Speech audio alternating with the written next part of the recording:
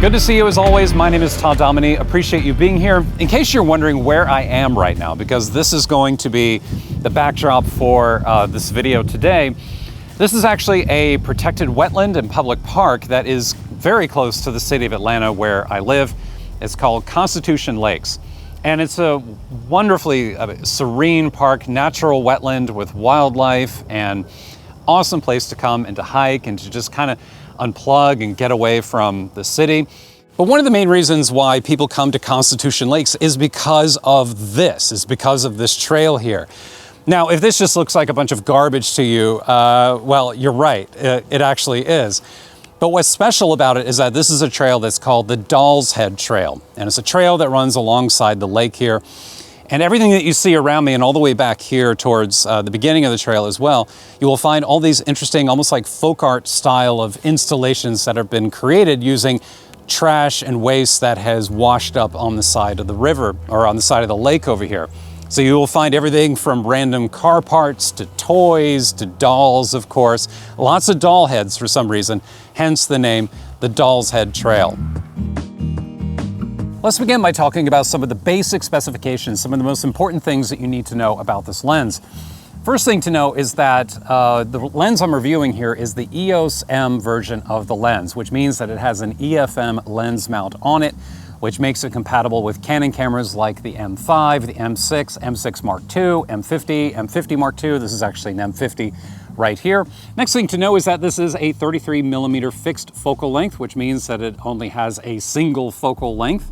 It's not a zoom lens, you just have 33mm to work with. Maximum aperture is f1.4, minimum aperture is f16, and it also has a dual aperture system in it, which means that you can either control the aperture automatically using the camera, or you can control it manually using this ring up here. And I'll be talking more about that here in just a minute. Other thing to know is that this lens is autofocus, which is a really nice feature to have in a budget mirrorless lens like this.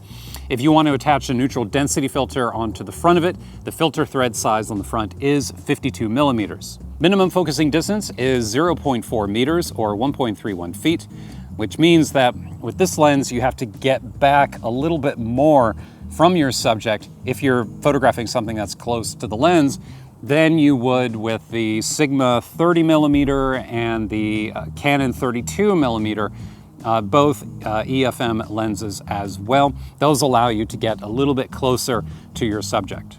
This lens is made entirely of metal, which is really nice. Thankfully, it's not made out of cheap plastic. It has nice construction, has a nice weight to it.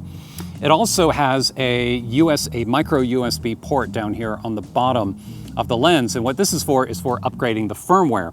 I actually upgraded the firmware of this lens because it was out of date, so I know for a fact that the port works. I was able to successfully update the firmware using my iMac. Other things to know, this lens is not weather sealed, not that I really expected it to be, nor does it have image stabilization. One other curious fact about this lens is that it is offered in silver, which looks a little unusual, I think, on a black camera body like the M50, but if you happen to have a two-tone M6 or M6 Mark II, the silver lens might look pretty nice on it.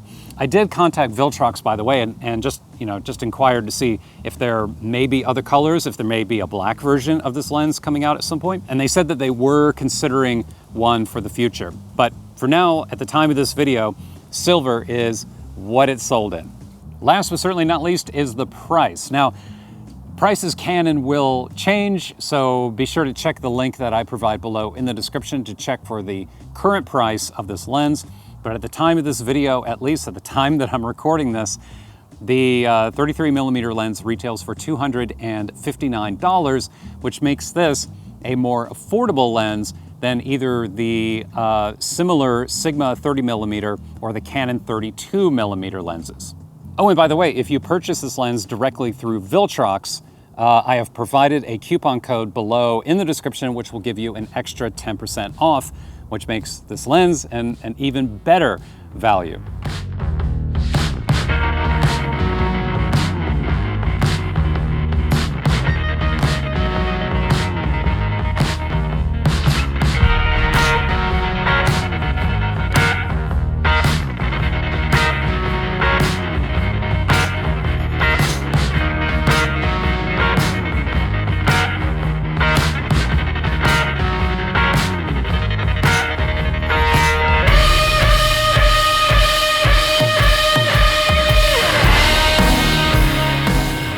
So as I mentioned before, this is a 33mm lens, which in the full frame world is equivalent to 53mm. And basically all that means is that if you were to capture a photo using this 33mm lens on a crop sensor camera like this M50, and then compare it to an image shot with a 53mm lens on a full frame 35mm camera, the images will appear nearly the same. They will have the same field of view, which makes this lens a standard lens, a normal lens. It is a lens which emulates the appearance, or rather how we see the world, the field of view that we have with just natural human eyesight. It's not wide angle, it's not telephoto, it's just kind of right there in the middle, which makes this lens useful for things like portraits, for product photography, for shooting video, street photography, and many other types of use cases. It's just a good general purpose focal length to have. That does not make this lens particularly good if you were looking for a wide angle lens for use in landscape photography,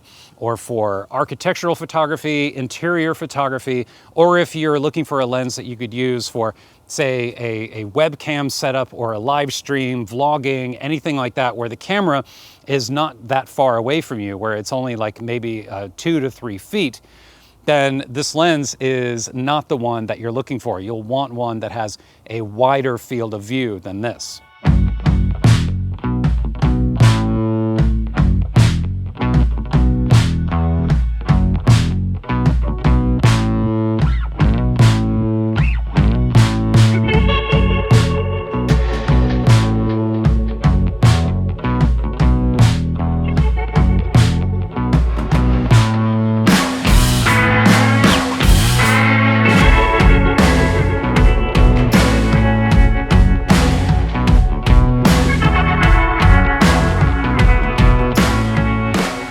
So if you are someone who has been shooting images indoors using a Canon EOS-M camera and you've been frustrated because your images have been turning out either blurry or noisy, you're probably shooting with the kit lens. You're probably shooting with a lens that can only open up to f4, when what you really need is a lens like this one that can get even larger, much larger, to f1.4, because once you get more light in, then you're able to freeze your subjects. Then you're able to shoot with those faster shutter speeds, and you're able to record video like this at lower ISO values, which means less noise. Now, one of the unique things about the Viltrox 33mm is the fact that it has a dual aperture mode, which means that you can either set your aperture electronically using the camera, which is probably what you're more accustomed to doing, but this lens also has a manual aperture ring. And it's not just manual, but it is a declicked aperture ring. What does that mean? Well, what it means then is that instead of setting the aperture electronically, you turn a dial, kind of like a focus ring, on the lens to open and close the aperture. And because it is declicked, there are no hard stops. You may have noticed this before with a clicked aperture ring, where when you change the aperture, the exposure, gets darker or brighter in steps, like you notice it when it changes. But a declicked ring is smooth. It's kind of like a variable neutral density filter. You just turn it and the light gradually increases and the light gradually decreases, which is super helpful for people who are recording video and they just want to pull that aperture and just open it a little bit and close it a little bit as they need to in order to adjust their exposure. Now, I know what some of you may be thinking right now. You may be thinking, well, that's great that it has a large aperture of f1.4, but what about clarity? What about sharpness? What about chromatic aberration? What about vignette? Well, that's kind of hard to tell when shooting in an environment like this. So we're going to take this indoors and we're going to take a look at a test chart. So wide open from f1.4 to f2. Sharpness is decent in the center. I wouldn't say it's great, but it's not necessarily bad either. It's just kind of average. It's about what you would expect. And the corners are, again, as you would expect, they're soft with a fair but not unmanageable amount of vignette. But the good news is once you get above f2, everything gets better. The Viltrox suddenly gets sharper, there's little to no chromatic aberration, and the vignette then is mostly gone. And this holds true in my test up until around f8. And then after that, at f11 and especially f16, diffraction unfortunately comes into play, and there's a loss of sharpness across the entire image, including the center.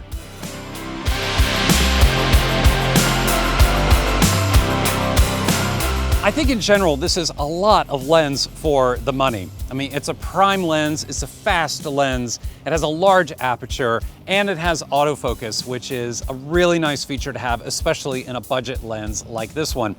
I also happen to just really enjoy this manual aperture ring on the lens. I love the fact that it's declicked and you can smoothly open and close the aperture, especially when recording video. And for the price, I mean, this lens costs $259 compared to the Canon 32mm f1.4. Another EOS-M lens, an excellent EOS-M lens. It's a lens that I've reviewed before here on this channel, but this Viltrox costs nearly half the price. The other thing I was kind of disappointed by was the image quality and sharpness above f8. When you stop the aperture down to f11, f16, when you really tighten it down, the image quality and the sharpness really begins to suffer, especially at f16. f16, in my opinion, just really isn't usable on this lens because it gets soft in the middle, it's soft in the corners, and the image just doesn't look particularly good. So in my opinion, the effective aperture range, like the usable aperture range on this lens for everyday shooting is like between f2, f2.2, and about f8. Somewhere in there, you will get sharp results. The lens looks great. If you go below f2 and you start really opening up that aperture, you need to make sure that your subject is in the center of the frame. As long as it's in the center, don't like compose in the center and then recompose like that to make them, you know, like on a rule of third kind of a thing, because they will be blurry and out of focus when they're on the side. That's it, everyone. Hope you enjoyed the video. If you would like to pick up the Viltrox 33mm, I will leave a link to it below in the description. And as I said earlier, there's a special coupon code down there you can use for 10% off through the Viltrox store. Pretty sweet deal if you ask me. And you can check the current price, check it out for yourself, and see if it's a lens you might be interested in.